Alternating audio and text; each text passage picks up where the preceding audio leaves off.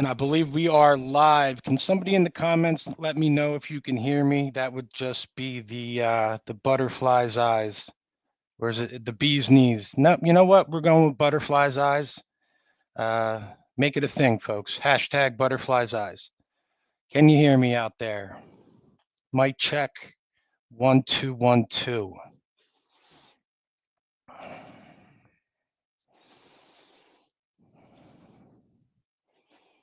All right. Can anybody hear me? Give me a sign. Let me know we're good. And then we'll just jump off on this. Crystal clear. Ah, my man, we got a few friends up in the comments. Uh, my man Carlos and Yolanda, aka CeeLo and YOLO, are in the comments. Thanks for showing the support, guys. I do appreciate it. RJ tries to read is in the house. Thanks for coming by, my man. And Mr. Rorsery, I'm not gonna try that. I'm gonna murder it. I'm sorry, but you have been a pretty cool fan. You've been in my comments a lot, and I appreciate you showing up. And listen, it's been a whole year. I haven't put out a video. That means, a whole year of reading growth has gone down this year. I've picked up some smaller books, man. I'm not jumping into as many series. I think my sci-fi to fantasy ratio is like right down the middle. And I've jumped into some lit fic, and unfortunately, I said this in Jimmy's Discord the other day. I think I'm becoming a lit bro, and I'm going to try to leave the arrogance out of that. But I think it's happening. I think it's happening. I've jumped into some classics. Just anything deep in themes that just packs a punch. Because my favorite book is definitely was not a sci-fi. It was a lit fic and it was not a fantasy. Though the author did have some sci-fi books that are going to be in my top rated ones as well. For anybody who knows me, you might know who that is. Uh, Eerie Fairy Tales, welcome. Thanks for stopping by. All right, so why don't we just get right down to this? Let's jump into this. All right, so some of these are, um, here we go. Is that one? Or do I like this one? I think I like this one. I think I'm going with this one. Can everybody see that all right? If they do, just shoot me a thumbs up or something. Let me know. So yeah, why don't we just get right into all the books I read this year? I read 41 books. It's not a record that last year it was about 60, but I threw my manga in there. I didn't read really any manga this year. Unfortunately, I really stuck to some, smaller books that just pack a punch and have, a little bit better pacing and things like that. Yeah, I'm diversifying my bonds, as they say. So yeah, why don't we just jump right into it? I've done some horror. I've got a lot of new authors that I've jumped into this year as well. I'd like to share my experience with them. So let's just jump in. Here's a first new author. This was a horror book. I started it right in January. If you've seen any reviews on it, it is a gothic horror. This is Blackwater by Michael McDowell. I really enjoyed this one. As I've read some more horror throughout the year, I think this was my favorite horror book by far. And it was fun. It was excellent. It was more a family tale rather than just some straight up scare tactics and things. You really dove into this town of Perdido and the people who live there, and they find this woman in a flood that is completely dry. She ends up staying in town, but she is something totally different. And was really cool. The story was excellent. It really was a family tale. I think there's a woman in here, a matriarch who runs her family with an iron fist. Her name, I think, is Mama Cass or something like that. She could be my villain of the year, actually. But so listen, I'm gonna go with Michael McDowell is up in my silver category. So we got gold, silver, bronze. Thanks for trying participation trophy and Dookie, which is self-explanatory. All right, so why don't we just jump into the next one? This is an author by a fellow YouTuber, Tori Tekken. I really enjoyed this book, actually. She really was meticulous about, you know, um, giving us the fleshing out this world and our characters. It took time to get to know our characters, and that really pulled me in. This story is about a bunch of boys who are kidnapped and trained to be royal assassins.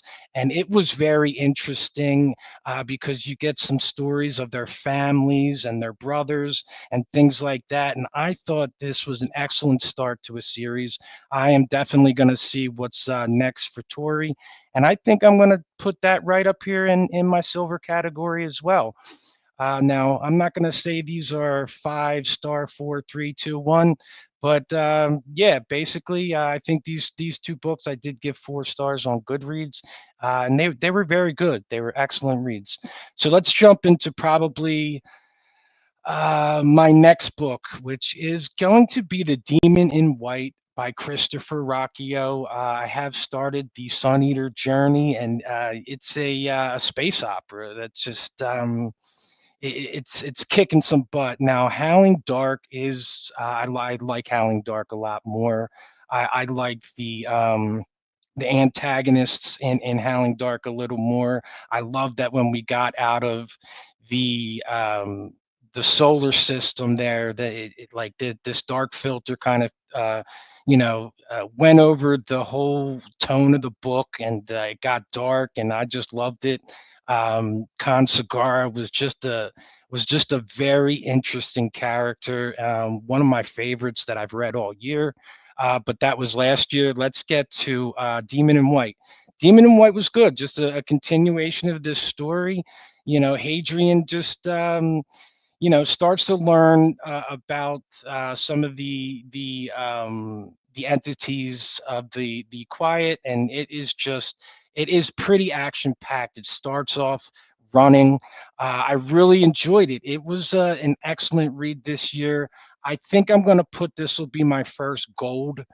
Because I did have a wonderful time with it. It was a 5 star read for sure, all action packed and getting into some philosophy, and Hadrian is growing on me as a character, because I remember in the first book, I really wasn't feeling anything for that character, but as we started to move along, he ended up with responsibility, and it was um, just amazing journey there. But there is one issue I do have with the book, but I'm not going to share that due to spoilers.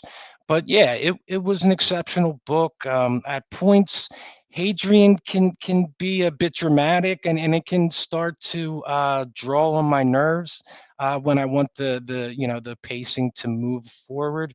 But Christopher Rocchio is an excellent writer, and if you ever get a chance to read The Sun Eater and Space Opera is your jam, definitely go check that one out.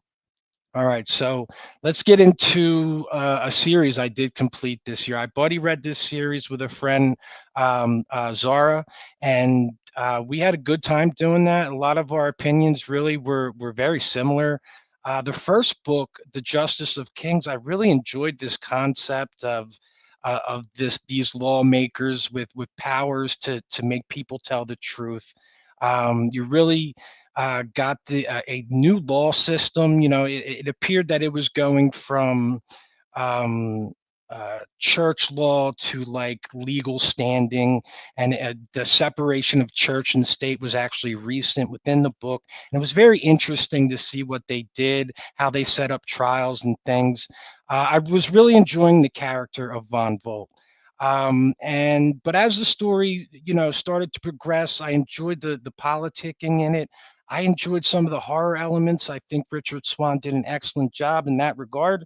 But I think with throughout the series, it was becoming a bit overdone.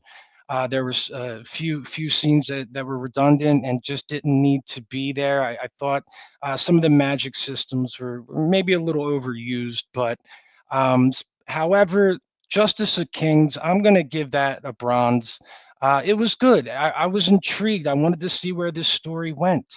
But then as the story progressed, there were some relationship aspects between the characters that I truly that truly turned me off, to the point that the book really went in directions that I did not like, and it kind of fell off. So I believe I gave, Tyranny of Faith, thanks for coming out. And unfortunately, I DNF'd Trials of Empire. At one point, I just was not feeling this series, and there's a main character that I was cool with her losing her head if possible. So yeah, unfortunately, Trials of Empire really just didn't work for me at all. And I think the author was trying to do too much, and he could have done a little less, and I think it would have benefited the story much more. But unfortunately, yeah, Richard Swan's series was not a hit for me. All right, so this was a suggestion from a friend. It's China Mountain Jiang. This is a futuristic world where China, basically runs the world, and the society is very different. And we have we followed our protagonist China throughout his life, and he's a gay man in a society that that frowns upon that. And to see him grow and to see him find, I thought this was kind of more of a coming of age tale, like for people in their 20s and 30s, like getting going through life and finding out, what is important in life, what is important to me. So I thought this was an exceptional book. It was a very cool world where they were betting on these races with kite flyers, and yeah, it was beautifully written, and I enjoyed China Mountain Jiang. It is very thematic heavy. Don't expect any action, because I was kind of expecting some action, but it was a satisfying read all through the entire story. Some heartbreaking moments that really drew me into the story, and drew me into that character. I enjoyed that very much. Um, haven't inspired my favorites.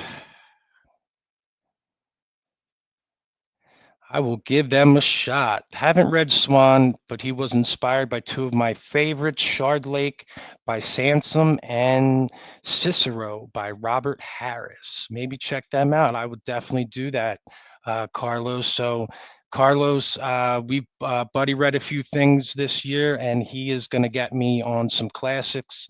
He's had some high praise for Steinbeck this year, and that any one of his books is on my TBR as of right now. So why don't we get to one of my favorite reads of the year, probably my most entertaining read of the year, and it is up there for my book of the year. And that is going to be Swan Song by Robert McCammon. This was my first book by McCammon. Everybody states that the next book coming up, Boy's Life, could be first one, but this is a standalone um, dystopian, dying Earth, and with a very religious tone to it, where there's powers of good and evil at work here, and I freaking love this book. The pacing was just exceptional. Every character, I loved in this book. It was just emotional, exciting. It ran the gamut with this book. I just had such an amazing time. I dig that concept. I know Stephen King's The Stand. Don't worry, I got it on my. I just picked up the audio book. I mean, audio book's like 64 hours long, but this was nice and contained, and I thought the ending, really landed, and I loved the characters in this, and it was an amazing time. So Swan Song is definitely a full 5 star, and one of the best books I've read all year. And it comes right up here to The Boy's Life. The same. I think many people who like McCammon will interchange these two as their favorite book by him. But yeah, I just Boy's Life was exceptional too. We had kind of some magical realism, bringing back that magic of childhood. And we follow a story. It's kind of like a murder mystery, and we have a small town. And, it was very heartwarming. The one thing that McCammon does in some of these books is, he describes some really disgusting scenes that can turn your stomach. And I believe in Swan Song, Boy's Life, and my next book, Speaks the Night Bird. Each time I was just like, that's disgusting, dude. I could have gone to my grave without reading that, my man. Thanks. But listen, so Boy's Life is going to be right up here. Uh, you know what? I'm going to put it in front of Demon in White. I just, again, the pacing was excellent with this one. I felt Demon in White, some of the negative was the pacing with that book. So, yeah, I'm going to put Boy's Life right there in the gold. Now, the next book is my third book by this author, a new author, and an author that I, took time and read a few books from this year. Speaks the Nightbird was just not what I expected. I was not expecting a murder mystery in a colonial period. But a lot of this was very well done. There was some excellent horror elements kind of thrown in there, and it really drew me into these scenes. But I really wasn't feeling Speaks the Nightbird. And so, yeah, I have to say that I'm going to go with a bronze for Speaks the Nightbird. I enjoy how he gave us this swamp-ridden town, this dying town in the South, in America during colonial time. We have a court justice, just like kind of Justice of Kings, is coming to town to sentence a woman for being a witch. So kind of Salem trials type things here that were occurring, way back when. And it was definitely intriguing. I did not see anything coming there, but it just wasn't what I was expecting. But a good book. I definitely would suggest anybody read that. Now, my next one is Rage of Dragons. Um, I think I'm going to go with Silver for Rage of Dragons. Debut author. I really had a good time with this. I thought the lore was very intriguing. The characters, really, I got behind these characters, and it was just excellently paced. A story really that focuses on revenge.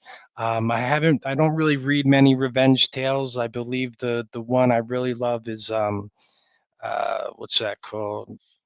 Best Served Cold by Abercrombie. So this one I am definitely putting in silver. I had a good time with this first book. However, the second book, it really, it was way too action heavy. We had more characters coming into the to play that I really could have spent more time with. Instead, like each scene, boom, we were off to the next. Boom, we were off to the next. Rather than kind of giving me more of these characters. But I would say this one is going to go right under the Justice of Kings. Like I did have a good time with it. I did find some concerns with some of it though. All right, so I wanted to get some classic King going. So my next book is Salem's Lot by Stephen King, the master of horror. I thought this was awesome. I really, really, really enjoyed my time with this. His ending, it seemed a bit too abrupt in this book. This is a vampire's tale in a small town. And, the character, Stephen King, is just a master at bringing you into a small town and just making it eerie, and has a way with characters and their dialogue just to make you squirm. And I really had a good time with this. However, it's just going to go right under here. Right. Nope. There we go. Right there. Hey, why aren't you listening to me? All right, there we go. So, second best horror book I read all year. Stephen King is just somebody I'm going to read a lot more of. I want the um, Damn you, Dan. The Dark Tower series is a series that I want to continue, that I'm going to make a point to continue this year. Wastelands is my next book, so I will continue with the Stephen King Dark Tower series. If anybody has another book that I should read other than like it, um, throw it in the comments. Let me know what you think my next Stephen King book would be.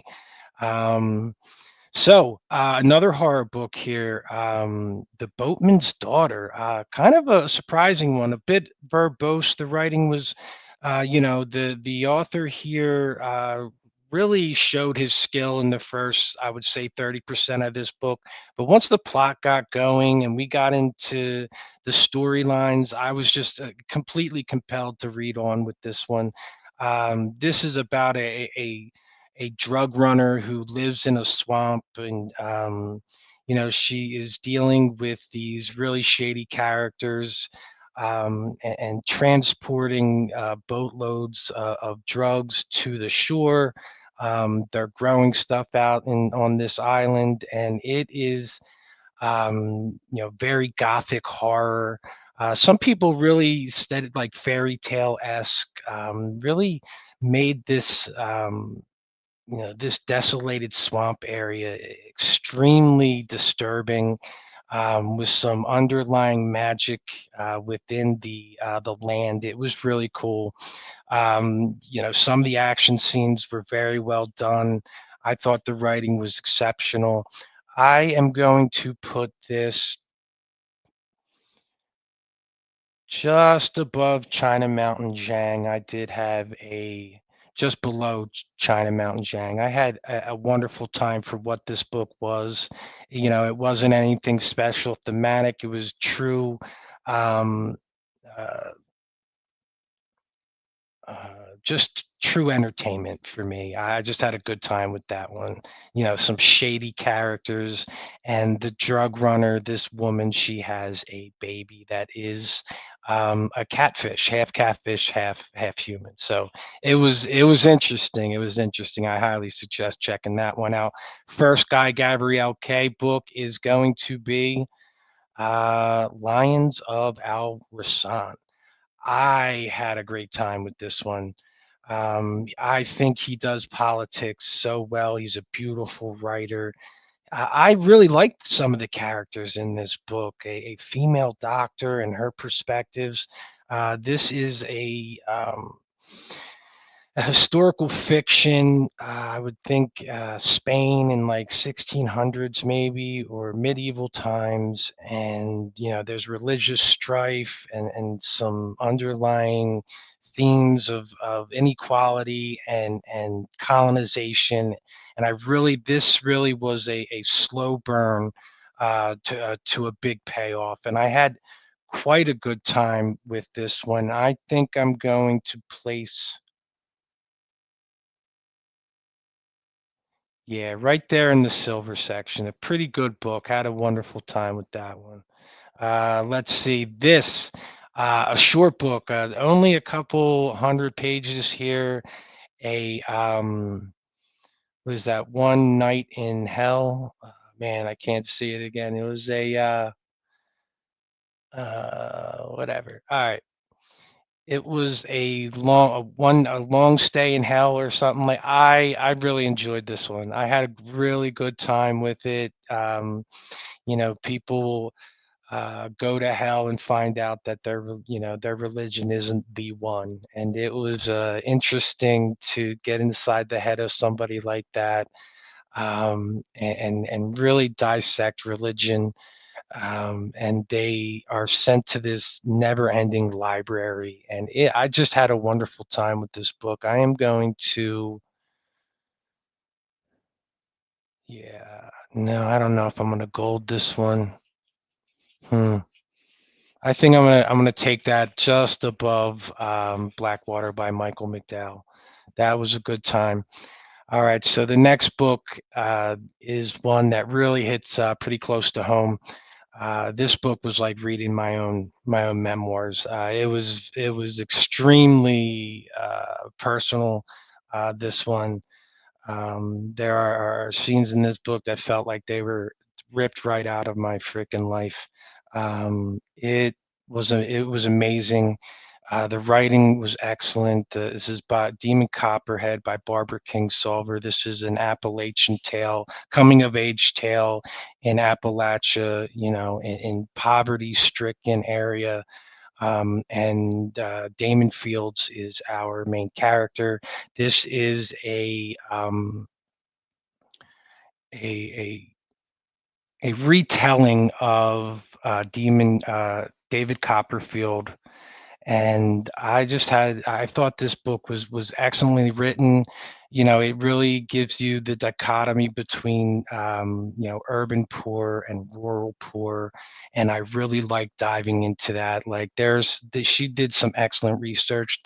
The authorial hand in this, the authorial voice in this is heavy-handed. Barbara Kingsolver was raised in the Appalachians and I believe Kentucky, and some of the stereotypes that come with things in pop culture. We definitely see stereotypes from the South, or city boys or Southern boys. And I thought she just captured this character perfectly in the beginning here. A kid that has to grow up too quickly, and as a result does not trust anyone, and becomes, involves himself in toxic relationships, and it's just with friends and girlfriends. And it was a nostalgia thing too. This book was in the 90s. I was going to high school in the 90s. This kid was going to high school in the 90s. He liked to draw to escape. I drew to escape. He played football. I played football. Like this one hit close to home. However, as the story progressed, I really started to fall out of love with it. There's something that occurred. The ending is something I have a huge issue with, and I believe that is something because of my experience with the themes in this book: generational addiction, things like that, poverty. Um, yeah, I had a bit of an issue. So I did mark this a 4 star, and it keeps bothering me to this day. I want to talk about it, but I'm not going to ruin any. I'm not going to spoil this for anyone else more than I may have already. But Demon Copperfield, yeah,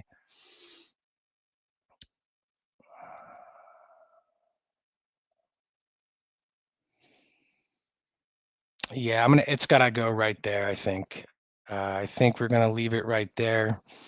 All right, let's see. We got highly recommend Sailing to Sarantium by GGK. I am definitely getting into to more GGK. That might be my next one. I've heard Tagana, maybe. I really enjoyed his writing style. He really brought characters to life in a world. The world he created was so rich. So I can't wait to see that. Um, Thanks for coming, Evie. You know what? I had Spear That Cuts Through Water on this because it was a reread, and I was going to put it in gold anyway because any clout that book gets is good clout, right? All right, so I jumped into some more classic. Ray Bradbury is an author I started last year. I thought he is a very poetic and descriptive, and I loved his style, and some of his books have deeper themes. This is Martian Chronicles. I really had a good time with this. It felt like everything played like these were episodic tales, and everything's really sounded like a Dead Zone episode. They were quirky and weird, and I really had a good time with this one, and I would definitely suggest it. I think, yeah, no, no, no, no. Um, no. All right, I think we're gonna have to go with Silver for Martian Chronicles. Yeah, it should have been up there. I should have had it up there. Folks, go read Spear Cuts Through Water by Simon Jimenez and the Vanished Birds, because that man is uber talented, and I can't wait to see what he does next, man. Evie, find out what he's doing next. All right, so let's move on. Next book is a book that I buddy read with a bunch of people. RJ that's in the comments, Carlos, Yolanda in the comments, and Amanda. Um, and it this book was amazing. This was a historical fiction thriller based around the war on drugs and the relationship between America and Mexico. It really felt like this was a true story, but it is all fiction. And it did not feel like he just, obtained the facts and just, rewrote what he was hearing. He really made this a book that really felt real and imaginative, and it was exhilarating. The character work, probably my favorite character is a priest in this book, and he will win my character of the year, the priest in this book. And you get all these different points of view, from a priest, a working girl, a cop, the cartel, and it was a banger. One of the first, like, thrillers, crime fiction books that is going to, definitely high on my praise. And honestly, this is gonna go. I just had so much fun with the Swan Song. This is definitely going to be one of my top rated books of the year. Power of the Dog by Don Winslow. The Cartel's next up in that series, and I'm definitely down to start that this year as well if possible.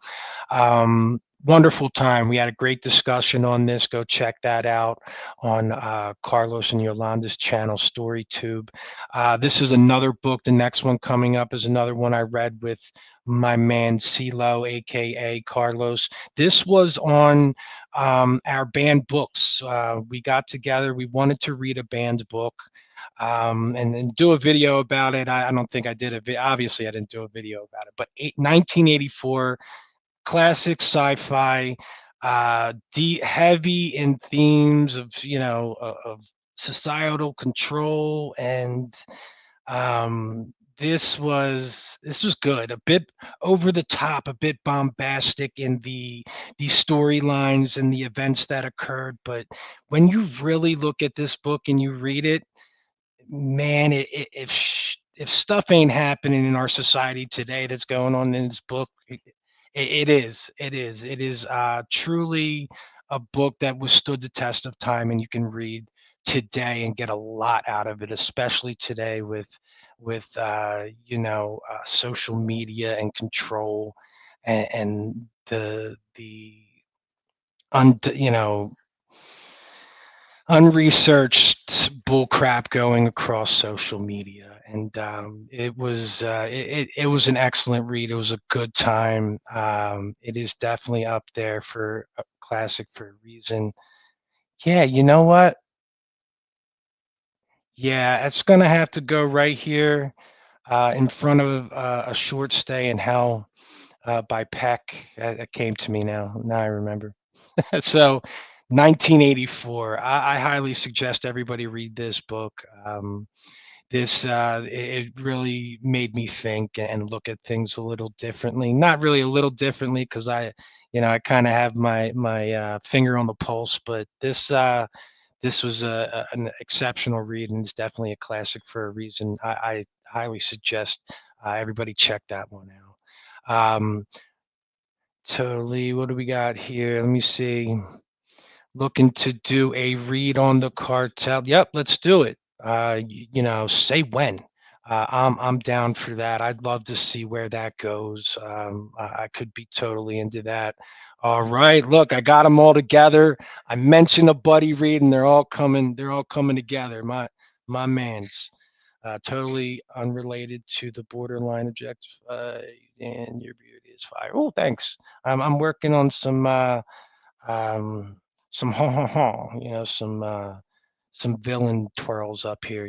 Thank you very much. All right. So let's move right along here. We have, so I was inspired to read this book by, again, Carlos from StoryTube. He's a big fan of Dennis Lehane. And I picked Small Mercies. I did the audiobook on this. I highly suggest the audiobook, and I am not an audiobook dude. But you got to get it. They throw the Boston accents in there, and you park my car in Harvard Yard, and it is just fantastic. This is about Boston in the 50s and 60s um, during desegregation.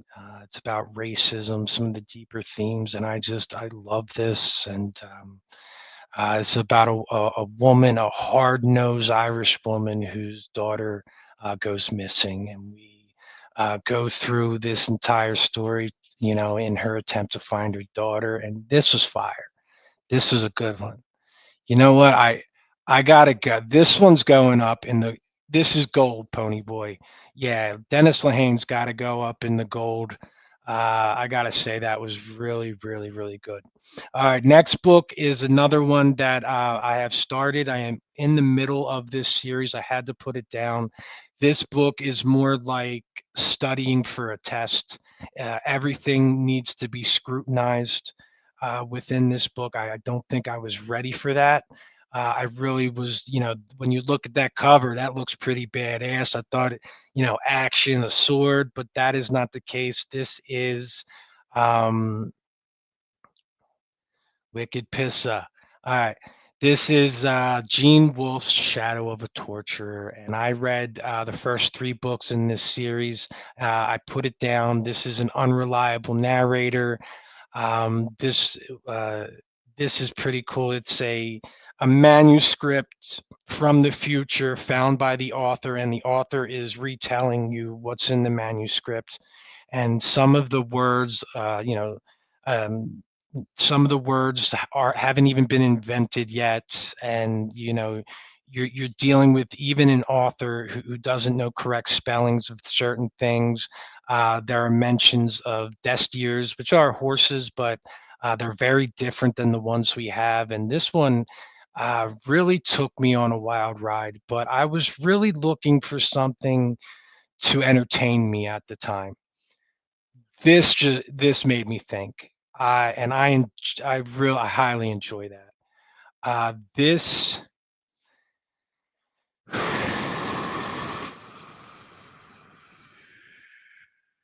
Yeah, because the next book, I studied this and I had a good time with it, trying to figure out. It really compelled me to figure out what the hell is going on, and Gene Wolfe really doesn't tell you. Um, and this just very intrigued me. It is not a book where you're going to get battle scenes and action. This is very thought provoking. This is a sci-fi writer writing a fantasy tale, and you do go on the quest and the things like that, and it's very strange and weird. Reads like a freaking fever dream, but very interesting. And I will probably end up rereading this book again for sure. All right, so the next one is The Road by Cormac McCarthy. My man's had some shade these days, and unfortunately. Anyway, ugh. I love this book. It was exceptionally written. It was dark. It was freaking like a horror book. This is a dystopian dying Earth. We have a father and a son that have survived a catastrophic um, uh, event on Earth where everything is burning. People are eating each other, and it was fantastic. He brought you just through the meticulous day that these people have to go through just to survive.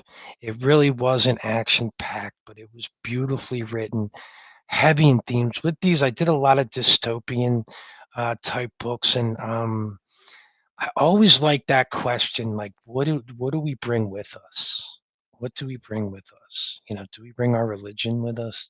Do we bring that technology of phones and the internet with us? So the in the book, I loved hearing what this father told his son when it came to providing him with some hope. It was a brutal book, beautifully written, and fantastic. It is.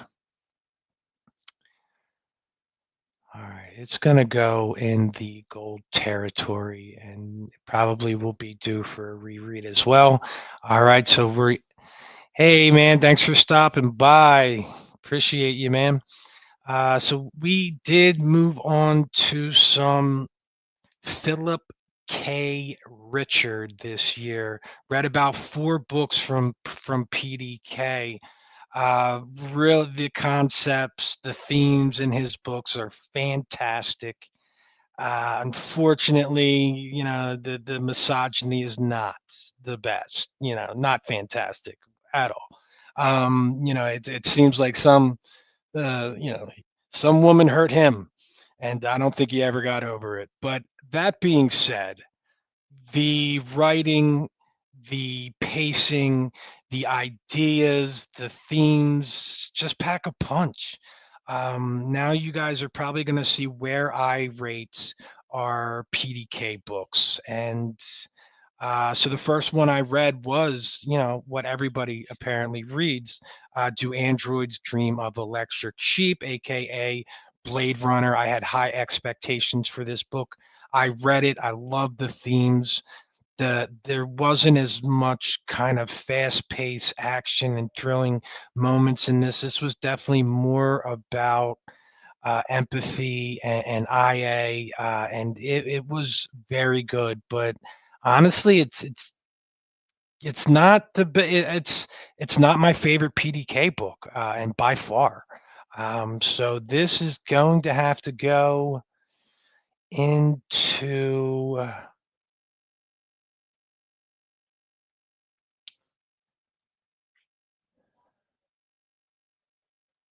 Yeah, I think we're going to pop that right there, and move right on to the next one for PDK. No, so nothing by that author has been done yet.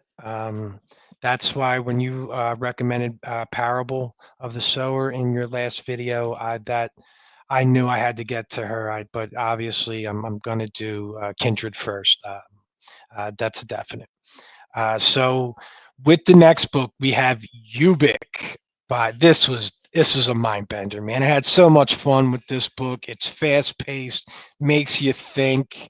You can see some underlying themes of capitalist society, going overboard here. You have our protagonist as the, give a coin every time he opens his door to go in his house and leave his house. Like he could die in there if he didn't have a coin to get out, unless he had, screamed at somebody out the door to pop a coin in to open his door. But this was a thriller, corporate espionage. We have a world where people can have telepathic abilities, and can, pick business secrets up from people. It was fantastic. It was mind bending. You didn't know what's going on after every turn, and you just and when the ending hit, it was pretty damn good, man. So Ubik, this is going to be tough. You know what? Yeah, Ubik's. Nope. Get out of here, demon. You know what? I think I'm gonna switch. I'm just having such an issue, aren't I? You. You know what? This is the way you do it, right? There we go. Finally got it. So I think you know what? I think Demon White's gonna have to go back here. To be honest, I'm now rating my books here for the year. You can see a top 10 coming soon, if you make it through the video. Ubik is absolutely wild, my man. Yeah, I had an excellent time with that. Um, Definitely. Not a problem, not a problem. So Scanner Darkly, another one where, we have a crazy group of characters that are drug induced and weird and paranoid. But sometimes their paranoia is warranted, and it was very interesting. I really enjoyed the end of this book. Some people, maybe I got it wrong, but the version I got it, I liked it.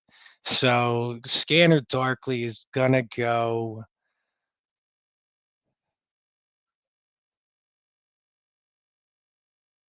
You know what? Yeah, Scanner Darkly is gonna go. Yep, right ahead of Android's Dream of Electric Sheep. Man, I'm making some people upset. I think it's okay. Not many people watch this one anyway.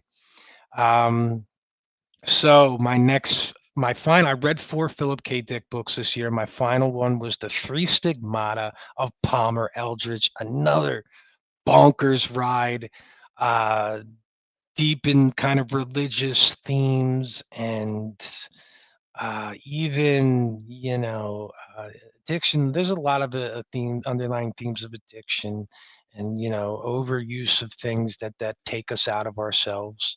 But Three Stigmata, man. Yeah, Three Stigmata was dope. It ain't on Ubik level. Ah, man. Yeah, you know what? I'm going Three Stigmata right here. So that's as of right now, that's my list for PDK. We got Ubik, Three Stigmata, Scanner, Do Androids Dream of Electric Sheep. Let me know what else I should read by him. I think there's a Does the Cop Cry, Tears of Absolute nonsense. But yeah, there's some book like that I believe I've heard recommended to me before. So if you know another good Philip K. Richard book, holler at me. Next one, Station 11 by Emily St. Mandel. Probably one of the prettiest writers I've seen this year. Exceptional prose. The thing that really floored me with this book is this book was written before the pandemic, and it literally mapped out the pandemic before it happened. Shutting down of airlines, and another book that really I think begs the question is what do we take with us? When some event occurs like this, what are it's just very interesting. We are in a traveling band of um, actors, thespians, so to speak, and they are putting on Shakespeare plays for people that have survived this pandemic. And I think 90% of the world has been wiped out. And I really this one made me think. I believe it's more of a sociological study than individual. I had a good time with this, though it was very there's anticlimactic, so to speak. The writing was good.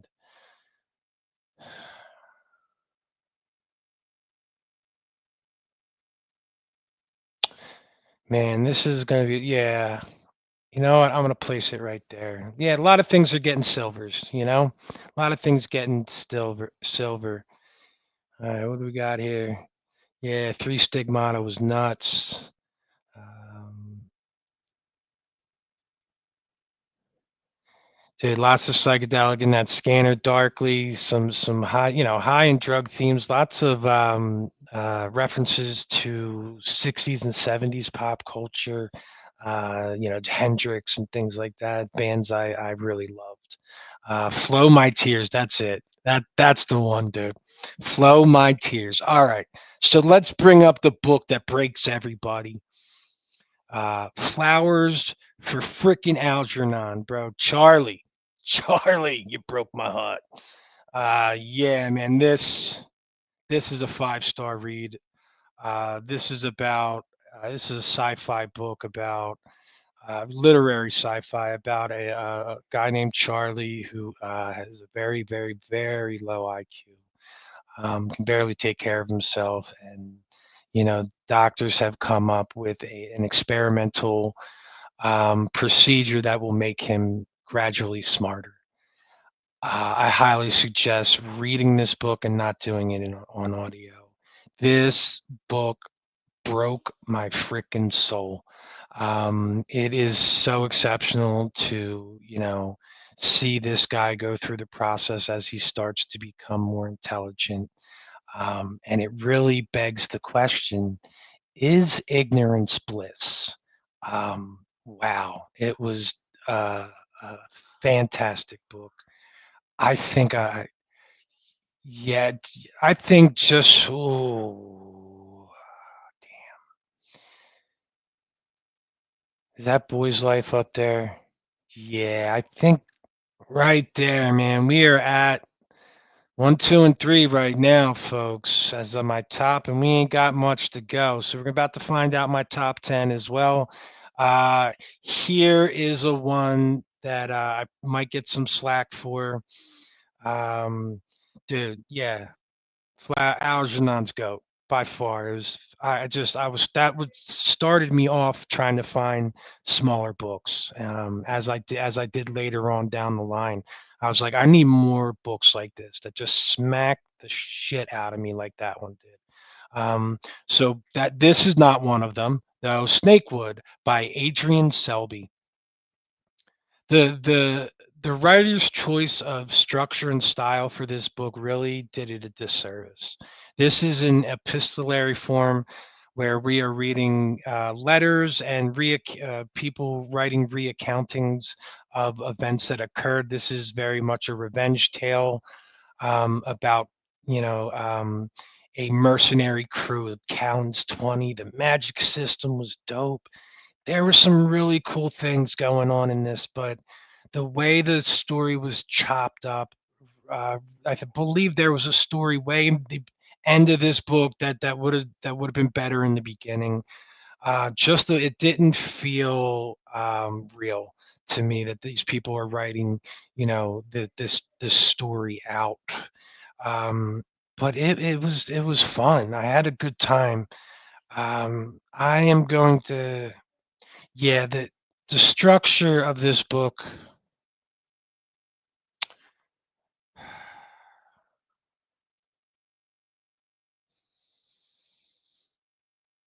yeah, just because the it's got to go bronze, just because I love the darkness of it, the action scenes, the magic of mixing the potions and things like that. It was, the toll this magic takes on people, paying the color, all the colloquialisms that they have were very cool.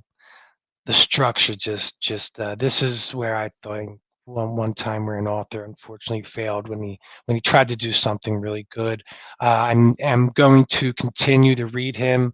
I believe it's Winter Road is next on my list for Adrian Selby, but unfortunately that one was thanks for coming out. Kind of nope, that went into bronze. Not a thanks for coming out. All right.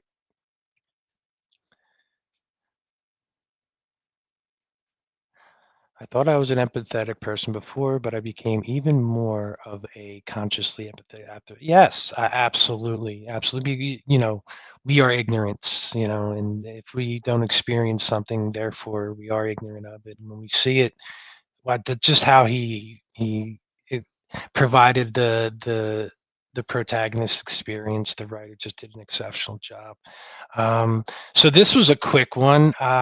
This is The Builders by Daniel Plansky. I had a really good time with this one. It was a quick read. I dug the characters. We got a kind of a motley crew of rodents that go around. It's kind of like an A team of rodents that kind of go around, kind of a revenge tale as well. So this was a good time. Daniel Polanski is an author that is on my radar. I did read the Lowtown series from him. I am going to put this, yep, right here. All right, right after. So this was good. This was definitely a fun read. All right, here we go. Project Hail Mary. Go get the audio on this. I hate audio. I am slowly but surely weaning out audio. I did a lot of audio last year. That was probably because I wanted to create content for a channel, and get things done at a quicker rate. But this audio book was fantastic for Project Hail Mary, a book about a high school teacher trying to save the world. And it's very probably this is hard sci-fi and my first hard sci-fi. So you're in there like, is this true? Is this really happening? I don't know, but you know what? I'm gonna go with it. I'm gonna go with it. He knows he's using these big fucking words. I'm gonna go with it. So I'm sure this could happen, right? And I had a good time with it. It was heartbreaking at the end. Um, yeah, this is awesome time. Project Hail Mary was fantastic. Going right here, just eking out. Yeah, I think so. I think so. All right. And this one is a Magica coming up by Clive Barker. Now, I don't know if these 80s and 90s writers and early 2000s, if they got paid by the page.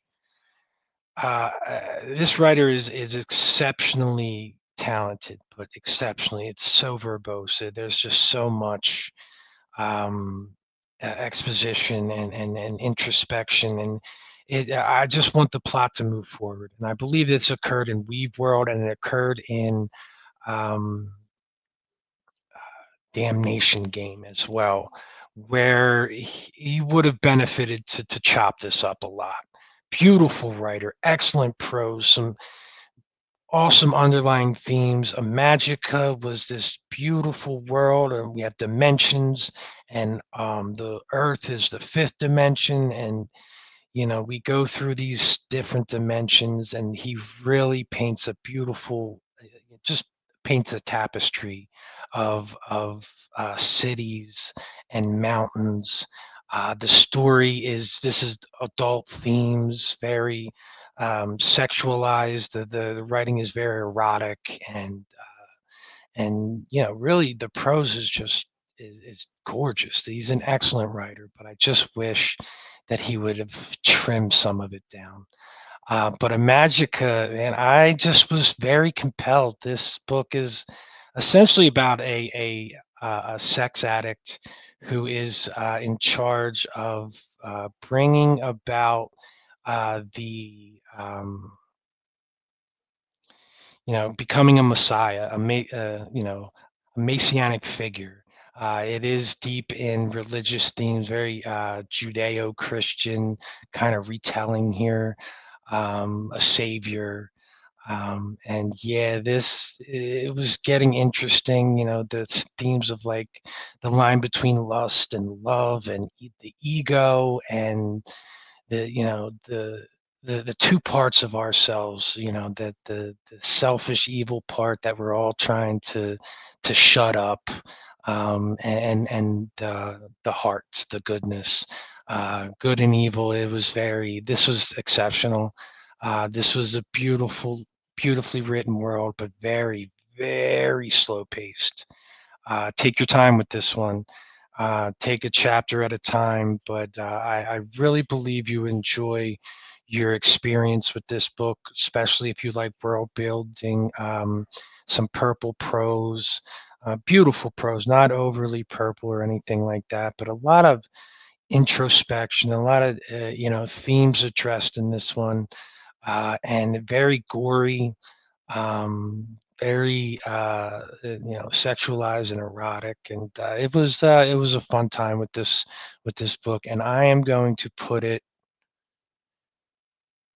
right here. I believe I'm going to give this book a 5 star, just like I did Project Hail Mary, but it is not. I just finished this book not too long ago, a couple days ago. So yes, I'm throwing the book in there. I started. Sorry, go kill me. All right. So Clive Barker, A Magica, is going to be in silver, right behind the shadow of the torturer. Um, oof. Second book in the Bashlag trilogy, China Mayville, in a totally different setting that he brings completely to life. A floating city of boats that is just fantastic. The characters in this, they just has a way of really providing the really. providing the human experience. And this one, I think, has a lot to do with some of our hometown, where we grew up and how it really has effect on us, our loyalties to that, to our hometown, and how it has shaped us and who we are, and how we kind of realize that after we've grown older, or after we have gone away from that area. So give me one moment. I need some Kyle juice. Is it Kyle juice? I got the upgrade. It's Kyle juice, right? I don't know. Somebody correct me if you're even still here. All right. So Kyle Aid. Got my Kyle Aid. Let me get a sip or two. I remembered Kyle Aid. Got it. All right. So back to the second book in the Bachelor, The Scar. One of the best books I read this year. I mean, I believe the protagonist's name is like Ferris or something, and she's a woman that has to leave New Chromosome, which is the city that we were in the first book. Um, she has to flee that city as a result of some of the events that went on in the first book, but this is a completely different story.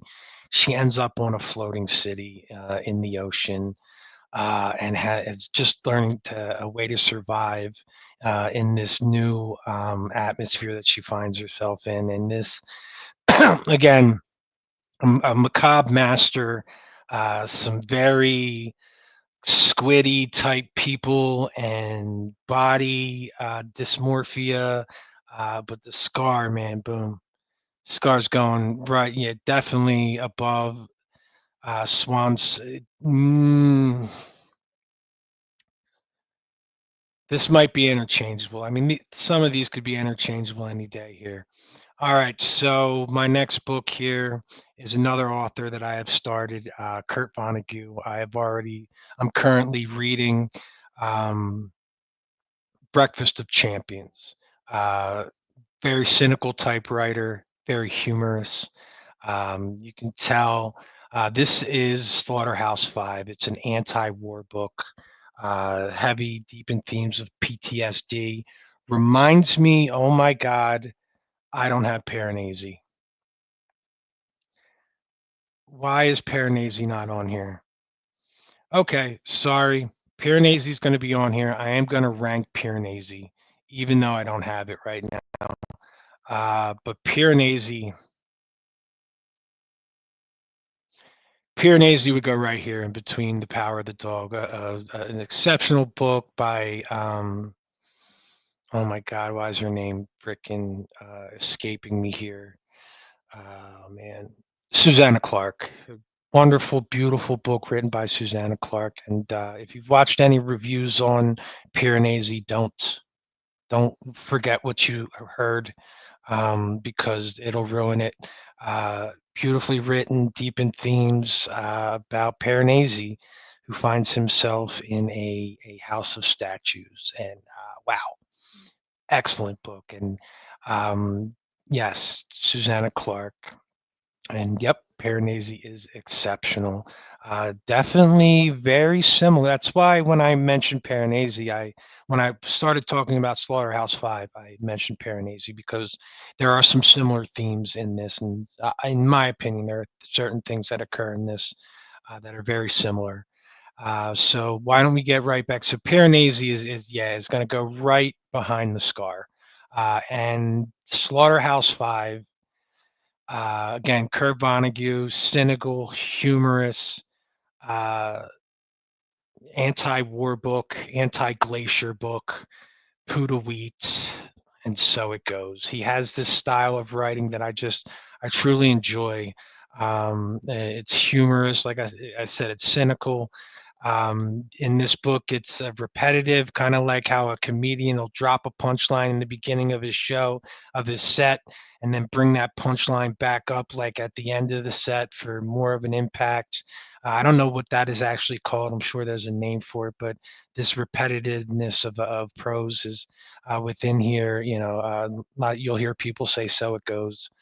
So it goes is the other one I'm reading. This one is Anyway, um, yeah, this was an exceptional book, anti-war book about the bombing in Dresden. This is a historical fiction book. This did occur.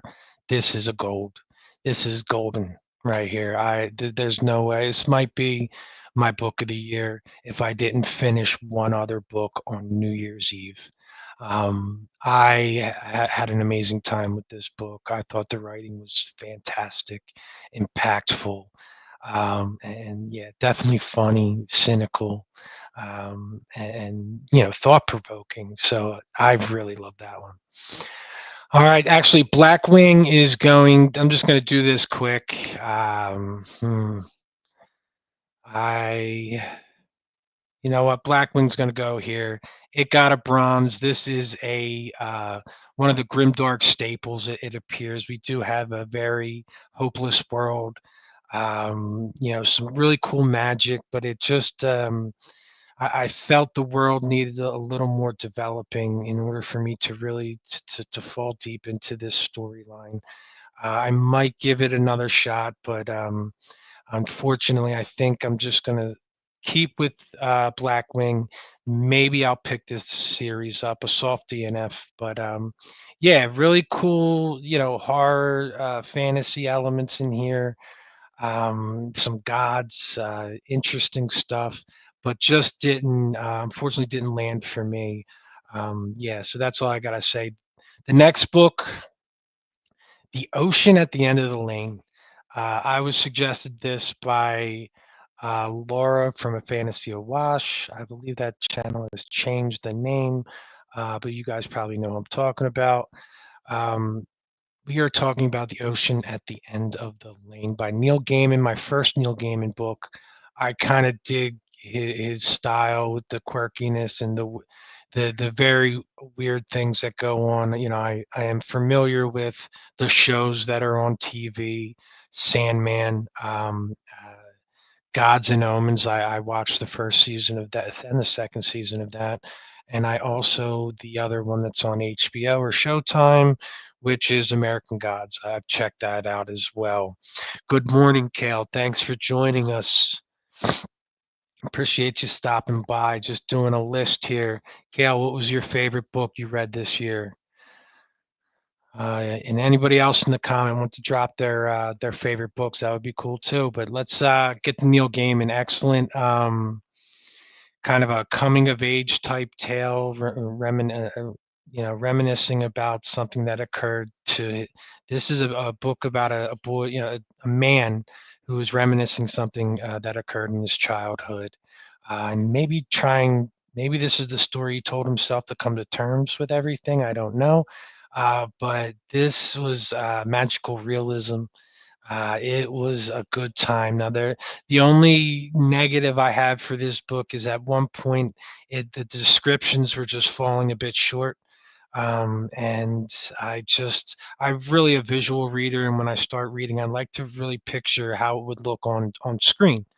And unfortunately, there's the ending of this book just kind of was a little jumbled for me, and I couldn't really picture it. There's a certain family in this area that has sort of a magical feel to them, and they're women, and this guy's telling the story about his childhood, about his experience with this family and the things he was going through. It was a good time. This was very, very, very good.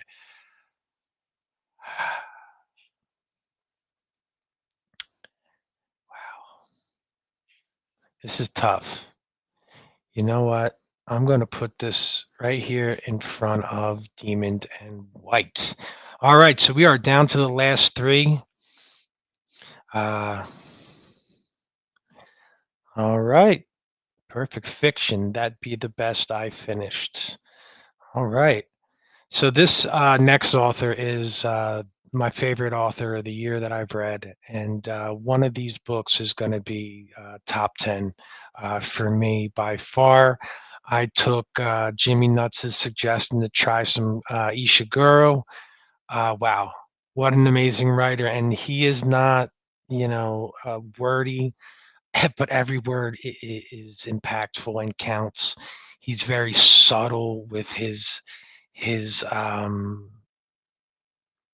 info dumps. Like you really, there's one book where you don't know a person's backstory. You're in America, but the one child calls his mother mum. So you know that he was, he grew up in England and is now living in America. So the subtletiness of his storytelling is just amazing, and it compels you to try to figure out like what is going on within this world to give you more, um, you know. So you understand more context of what is going on, and it was exceptionally done. The writing is so accessible, but it is so beautiful, and heavily thematic. The first two I read, I picked him up because he was a sci-fi writer. And the first two books, Never Let Me Go is the first book. Then I read Clara and the Sun, and then I read Remains of the Day. Clara and the Never Let Me Go is a book about three childhood friends and their experiences growing up in an orphanage. However, they are a certain type of people, that they are sheltered to what is to come when they age. There is some sort of secret. I'm not going to say nothing. I want you to find that out for yourself. I highly suggest this one. But it's very subtle. You really have to pay attention to every word when you read Nishiguro. But some excellent prose. The stories he crafts are just amazing. So Let Me Go is the one that I couldn't stop thinking of, um, and really packs a punch. Yep, I think we're gonna go. I think we're gonna go right there with Never Let Me Go. Swan Song is extremely high, and that pleases me greatly. Colton, you told me to get this one, and I appreciate you. Thank you for the suggestion. Swan Song is extremely high, and you can see on the top here is going to be my top 10 books of the year as well. Um, so here we go with Clara and the Sun AI book, about an AI friend, and her experience with humans. Very interesting, and compassionate, beautifully written. Really makes you kind of despise the human race sometimes. But what a book! I enjoyed this more than I enjoyed Never Let Me Go. That's why it's going to go right there. It has to go right there. Ishiguro isn't going to be an auto-buy author. I've already got The Buried Giant uh, on my shelf. Banging ass title, The Artist of the Floating World. Gonna get that book. That sounds fantastic, and I'll read anything that he writes. And they're all quick, easy books that really pack a punch, just like this last book that I'm going to easily put as my number one book of the year, The Remains of the Day by Ishiguro. This floored me. This is about a butler kind of retelling, um, you know, coming to terms with his life. And wow, what an amazing journey you're taking on. The butler is, a butler is a dying profession at this time the book takes place. We are dealing with, subrogation, basically, subjugation, butler being poor and he's working for these rich people. And he's, trying to find, is looking back on his life and trying to make sense of it and make it meaningful. It was fantastic. I mean, the last 20 pages of this book hit like an effing freight train. I had this book day before New Year's Eve. Um, got in bed 9:30, started reading, finished the book like 11:30. Usually I'm 46 years old. I gotta go to work in the morning. Usually I'm asleep by 10:30. Read the book to 11:30, sat up to 3 in the morning thinking about it. That's how good it was. Uh, I I'll be rereading this book probably within the next few weeks. This was a fantastic, fantastic read.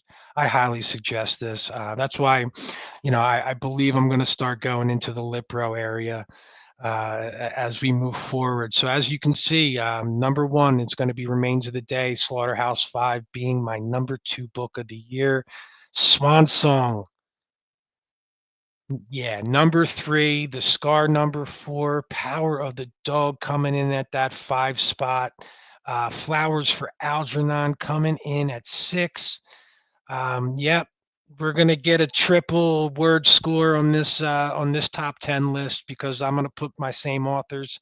I'm not gonna remove anything. We're gonna go with Ishiguro. So hey, I don't even know where I'm at. 6, I think 7. Let Me Go is going to be 8, Boys Life 9, and Ubik will be number 10. Oh, thank you, thank you, thank you. Yes, Piranesi was number 5, but she pumped back. So let's do this again. 1, Remains of the Day. 2, Slaughterhouse 5. 3, Swan Song. The Scar. Piranesi. Wait, 1, 2, 3, 4. Yes, you're right, Evie. Thank you. 5. Piranesi is 5, 6, 7, 8, 9, and I really wanted Ubik to get in there. You know what? I'm putting Ubik. Yep, sorry, over Boys Life, guys. We're making an executive decision. We are throwing the misogynist Philip K. Richard in the top 10. Um, so I'm just don't take that to heart. Go read his books. He's got some great ideas. They all land.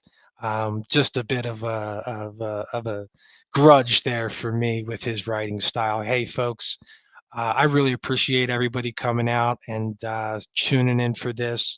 I think I had such an amazing year. I can't wait to pick up more books. I think some things that are on in the future are going to be um, Ishiguro.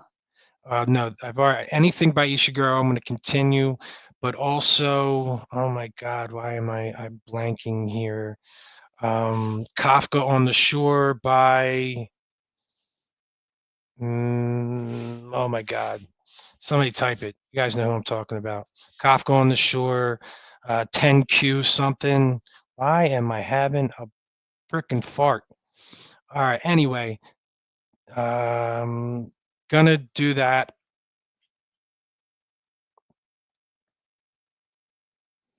Thank you so much. Thank Mirka again, again. Thank you so much, Murakami. I was had the M, but I just couldn't figure it out. So Murakami's on there. We are going to do maybe the Long Price Quartet. That seems very interesting. I'm reading The Alchemist. I'm reading more from Vonnegut. I'm gonna look into some classic and some more literary fiction. Hopefully, maybe I'll do some more videos. We will see. I really appreciate you guys stopping by. Thanks everybody in the comments for support, and hit me up when you can, and let's discuss some books. Be good to each other, folks. Peace.